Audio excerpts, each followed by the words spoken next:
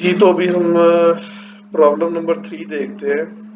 इसमें सबसे पहले cost incur to acquire copyrights है। कॉपीराइट्स हमारा लॉन्ग टर्म एसेट होता है, फिक्स एसेट होता है। ये हम एक दफ़ा हमने करना है और इससे लॉन्ग टर्म बेनिफिट्स देने, तो ये हमारा कैपिटल एक्सपेंडिचर है।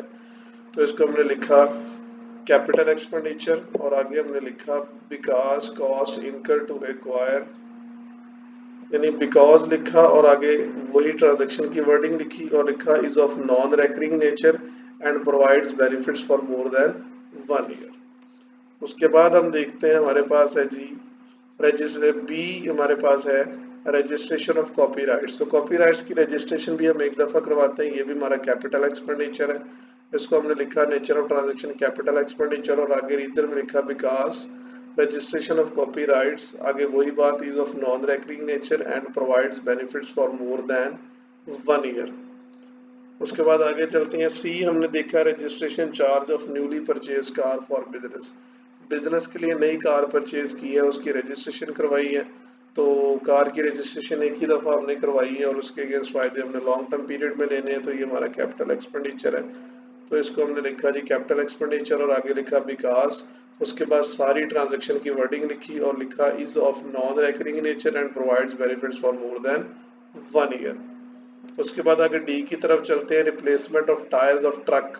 ट्रक के टायर्स की रिप्लेसमेंट रूटीन नेचर है, तो वो हमारा रेवेन्यू एक्सपेंडिचर है। उसमें हमने लिखा बिकॉज, आगे वही बात replacement of tyres of truck of business is of recurring nature and provides benefits for 1 year. No doubt tyres की रिप्लेसमेंट ज़्यादा अरसे के लिए फ़ायदे देती है, लेकिन यहाँ पे हमने चूंकि रीज़न लिखनी है तो लिख दी हमने, गलत कोई नहीं इसको करेगा। बस आपको रीज़न लिखने का एक बड़ा शॉर्टकट सा तरीका मैंने बताया।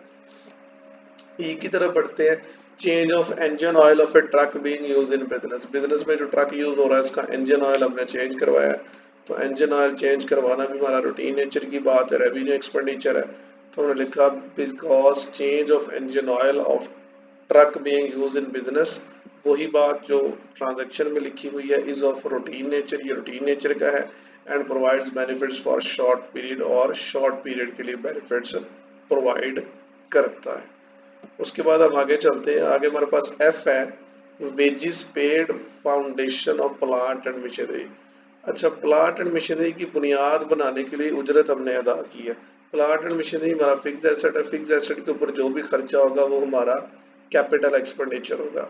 ये बेसिकली है क्या, जब भी किसी फैक्ट्री के अंदर प्लांट या मशीनरी लगानी होती है तो नीचे उसका एक ढांचा सा बनाया जाता है, उसकी बुनियाद बनाई जाती है, उसको हम कहते हैं फाउंडेशन। तो वो फाउंडेशन एक दफ़ा बना के उसके ऊपर प्लांट रख दिया जाएगा और फायदे उसके इर्द अगेंस्ट हमें लंबे अरसे तक मिलते रहेंगे। तो ये एक ही दफ़ा हम काम करेंगे जिसके अगेंस्ट हमें बेनिफिट्स ज़्यादा अरसे तक मिलते रहेंगे, तो ये हमारा कैपिटल एक्सपेंडिचर है। तो हम इसको लिखते हैं एफ कैपिटल एक्सपेंडिचर, और ये चूंकि हमने पे भी कर दिया है तो ये हमारी कैपिटल पेमेंट भी है। तो रीजन लिखेंगे बिकॉज, और आगे वही बात ये जो लिखी हुई है wages paid foundation of plant and machinery, wages paid foundation of plant and machinery is, आगे वही बात जो हमने कैपिटल ट्रांजैक्शन में लिखी थी, is of non recurring nature and provides benefits for more than 1 year. उसके बाद आगे चलते हैं, देखते हैं क्या है। जी है हमारे पास purchase of furniture for resale. हमने फर्नीचर परचेज किया है फरोख्त करने के लिए। तो जो भी चीज़ हम फरोख्त करने के लिए खरीदते हैं उसे हम कहते हैं गुड्स। तो यहाँ फर्नीचर है तो फिक्स एसेट, लेकिन हमने खरीदा है बेचने के लिए। तो जब हम बेचने के लिए कोई चीज़ खरीदते हैं तो उसे गुड्स कहते हैं, और गुड्स की जो परचेज है वो हमारा रेवेन्यू एक्सपेंडिचर होता है। तो ये हमारा रेवेन्यू एक्सपेंडिचर है।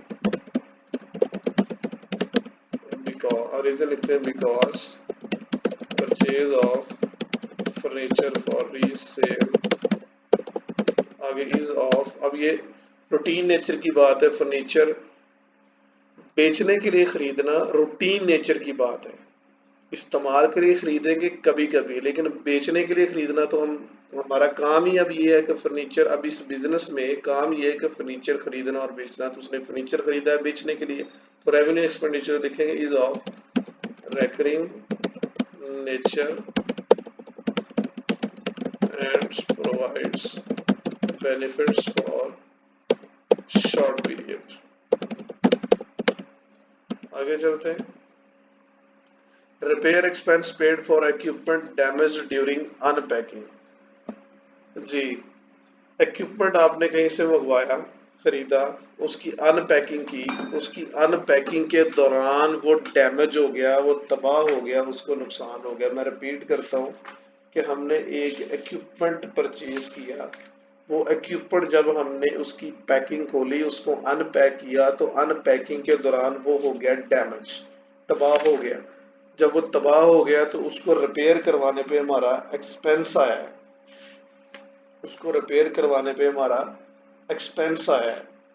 तो अब ये जो बात है, जब भी हम इक्विपमेंट या कोई भी चीज़ खरीदेंगे तो अनपैकिंग, पैकिंग खोलना रूटीन की बात है। यहाँ पे इक्विपमेंट को आप ना देखें, इक्विपमेंट तो फिक्स एसेट है।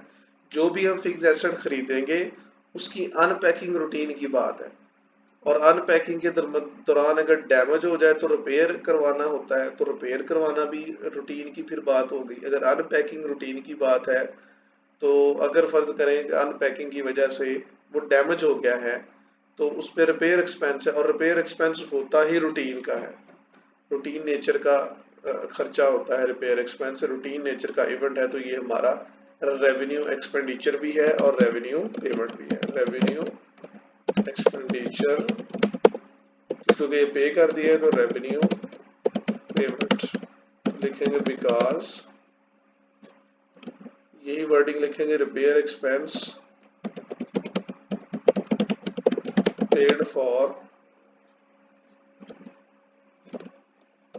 Equipment damage during unpacking. इसमें आपने अनपैकिंग को देखना है और रिपेयर को देखना है। रिपेयर भी रूटीन नेचर की बात है, और अनपैकिंग माल आता रहता है, चीजें आती रहती हैं, एसेट्स आते रहते हैं, हम उनको अनपैक करते रहते हैं, तो ये भी हमारा रेवेन्यू एक्सपेंडिचर है। चूंकि ये पे कर दिया, पेड का लफ्ज है, तो ये हमारा रेवेन्यू पेमेंट भी है। तो ये हमारा थर्ड क्वेश्चन था।